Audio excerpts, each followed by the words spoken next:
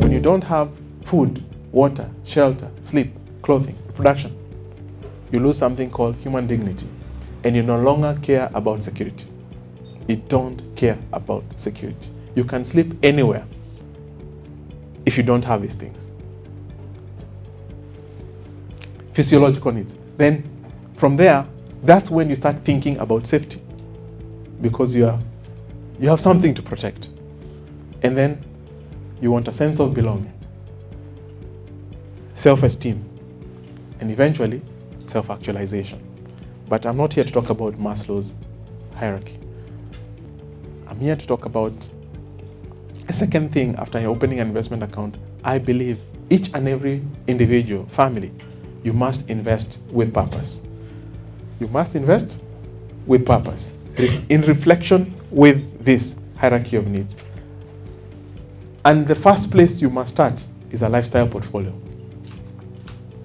A lifestyle portfolio is simply there to help you secure this thing that you're calling physiological needs. And physiological needs, it doesn't matter whether you are Warren Buffett or the person who is living in Kibera. You need to secure these things.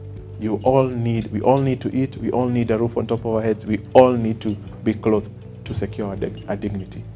And therefore, a lifestyle portfolio is specifically designed to make sure that you delink your dependence on active income to meet your lifestyle needs, which is food, clothing, and shelter, and they are met by your passive income. So let me give an example. If you spend, let's say, 100,000 shillings as a family on a monthly basis, that's what you need to survive. You need to find a way. What size of portfolio would be sufficient to be able to give you 100,000 a month without depending on your business?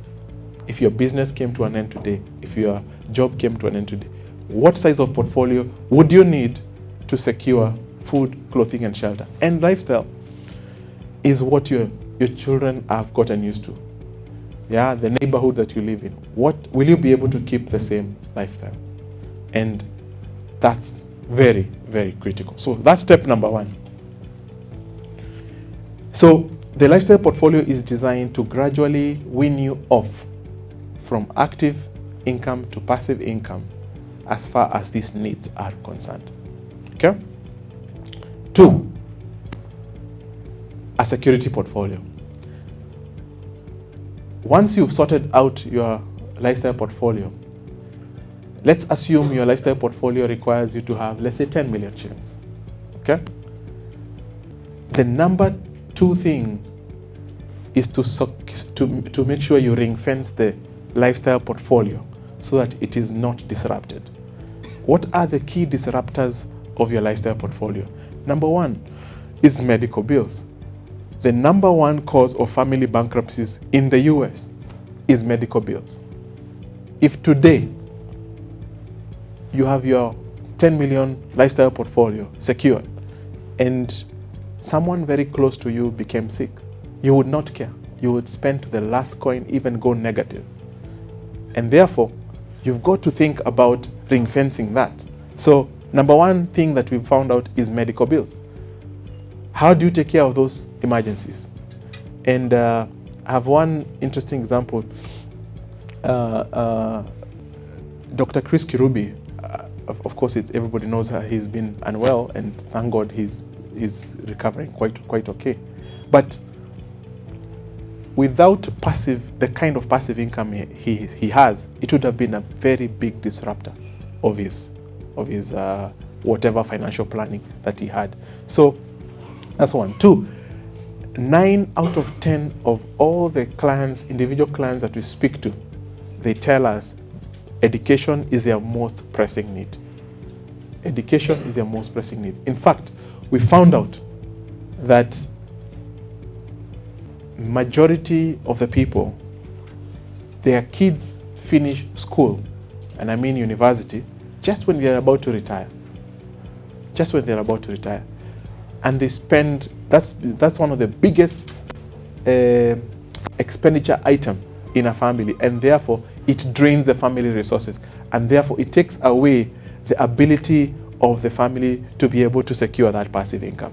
So your kid is finishing university, and your earning power is just diminishing at that point, just starts going south. And there's so many people, I've had so many people say, we used to pay these school fees for our children. I don't see the money anymore.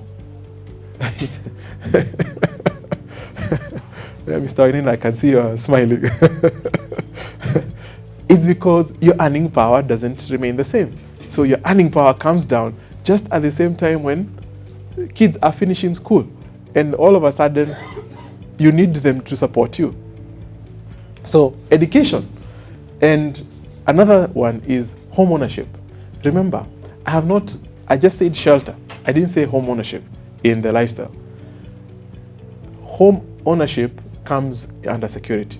You just want to make sure that your family will live well. But the cost of land today, the cost of building is such a big disruptor because it requires significant sums of money. And therefore, there are so many people, if you look at their portfolio, their total portfolio, their home is the largest asset that they own.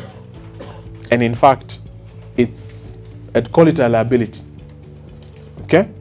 So if the home that you live in is the largest asset that you own, then you find it's very difficult to transition to passive income. So what you're saying, ring fence your lifestyle portfolio. Now, be very specific now in your next portfolio. Education portfolio, home ownership portfolio. You're very deliberate. Medical emergencies portfolio. And that's what you consider to be a security portfolio. Number 3, you enter into what you call aspirational portfolio. What we found out, once you've achieved lifestyle portfolio and you've achieved the security portfolio, you can safely say that you've achieved financial freedom, and I mean true financial freedom. Those are two words that are thoroughly misused, and in fact, many people don't even know what it means. But our understanding, if you have these two, you're okay. And this, as you're building these two portfolios, those are the times that you tighten your economic belt. And therefore, once you've achieved the two, you enter into another realm, and that is called aspirational portfolio. Aspirational portfolio is you're now revisiting some of the things here. I want to upgrade where I live. I want to move from this side to a more leafy suburb. I want to, Uhuru Kenyatta owns a property, a cottage somewhere, and you buy the cottage next to him. And when they call a neighbors association, you can sit around the same table, and you can tell him, by the way, I need one of the contracts that you are association, right? Yeah, you can own a second home, a holiday home. That's when you start considering this type of assets, and a couple of other things. I have one client who really impressed me. He told me, Piers, I hate driving old cars. Yeah, so I want to change my car every 2 to 3 years, and I want you to plan it in my portfolio. Every 2 to 3 years, I will trade in my car, and the portfolio will meet the balance. And it will not just be for me, it will be for me and my wife. And I thought, this is exactly why I invest. Yeah, to enjoy life, to live life to the fullest. I said, why not? So, aspirational portfolio, that is one side of aspirational portfolio. It also brings another side of you where you realize, you know what? I have food, I have shelter, I have all these things, I have my retirement sorted out, I have home, I have my kids have gone to school. There's only so much I can do for myself. Now, you start thinking, what impact will I leave in the society that I came from? And therefore, you start setting up a philanthropic portfolio, and that's where we come in. We help you to have a very clear a strategy for your philanthropy, and also make sure that it's sustainable. So it doesn't have to be something that is grandiose. It's just, I just want to help. I have a passion for young people with great ideas but have no money to commercialize those ideas. I want just $1 million shilling to be going towards them, or I want to be supporting a particular children's home with my family, and it's going to be costing me 500,000 every half year, and I want to go and show my kids how to be good citizens. So the 500,000 comes from your portfolio, and you go and you do what you need to do, but it does not take your wealth downwards. That's the key. Once you build your wealth here, it should never go down. That's why this is in a step. You get to your 10 million, never go below that. Get to your 100 million, never go below that. Never ever allow your portfolio to be consumed. Consume the results that come from the portfolio, or the fruit that come from the portfolio, not the portfolio itself. So that's your third one. Finally, is a legacy portfolio. Here, you start thinking beyond yourself. And there are two important questions that you have to answer, because everybody is mortal. One day we must transition somewhere else. Who will, this portfolio that you have so deliberately built, will it outlast you, and for how many generations? So two questions.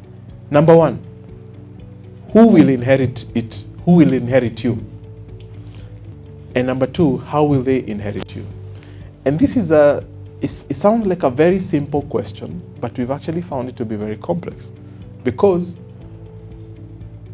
one, in terms of who will inherit, who will continue overseeing that portfolio, we found two things. One,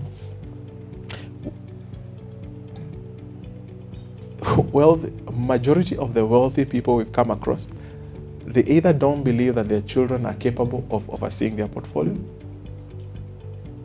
yeah, or their children are completely not interested. So it is not obvious that your son will continue from where you left, and therefore, how will you continue with that portfolio? And so it can be put in a trust. It can be put in a vehicle where it continues to, the income from that portfolio continues to be distributed to the beneficiaries without necessarily them being in charge of that particular portfolio. And that's why you need a partnership with an investment manager. And that's what big families do out there. They set up family offices, and the whole idea about family office is to make sure that the wealth lasts for generations to come.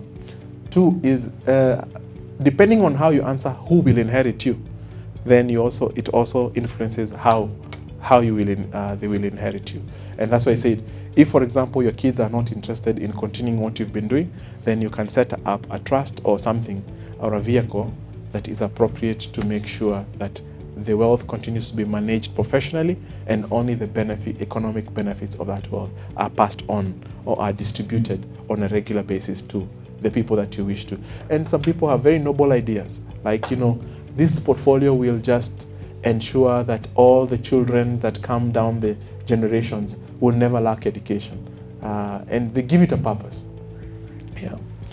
So just to recap, two things that I believe you must do for you to be able to transition from active income to passive income.